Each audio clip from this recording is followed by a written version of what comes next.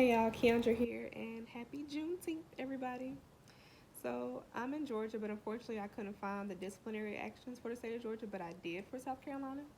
So an analysis by Ahaya and Bacone in 2017 showed that the most common reasons for a board discipline, for a board to discipline a counselor were because of a dual relationship, unprofessional conduct, and a conviction of a non-counseling related crime. So a dual relationship is when a counselor has multiple relationships with the client, and I had to look that one up because I wasn't sure of um, what exactly that meant. So these reasons were not that surprising to me. They actually kind of make them, I guess, seem more human, because a lot of people assume that because counselors are experts in mental health, that they always make the best choices for themselves, but that's just not always the case.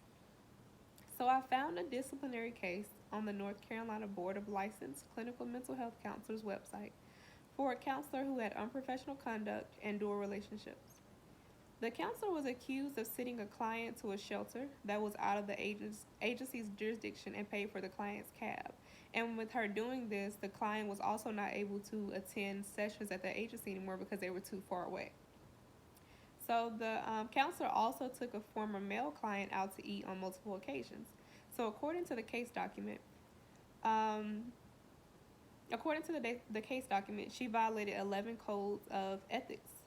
So these included Section 8.1.A, which states that the counselor's primary responsibility is the welfare of the client. A, Section 8.6.B, which states that counselors consider what could happen if they go past the counseling relationship with the client. And Section 8.6.E, which states that counselors should not have an unprofessional relationship with a past client. The counselor felt as if she was acting in good faith and did not admit or deny that any of these claims were true or false against her in court. So the board decided to relinquish her license, and she could not reinstate them ever. They also included a section in the documents where there was something that said that if she was to try to apply for a license again, then they would have the entire case already ready, I guess, to if she wanted to argue it. So in section C.2.3 of the Code of Ethics, it states that counselors should be aware if they are becoming impaired, and if they find themselves to be impaired, then they should not provide services to clients. I think that's very important that we are self-aware and we do understand when maybe we're getting a little bogged down ourselves and need to take some time, because we don't want to take that energy into the room with the client who really needs our help and needs us to be at our best. So Section F.B also adds students and supervisees to the same standard.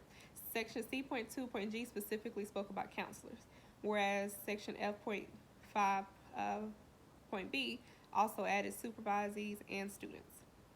So a question I have is, what would be the best way to handle a situation where a supervisor or a boss is not taking your expression of feeling impaired seriously?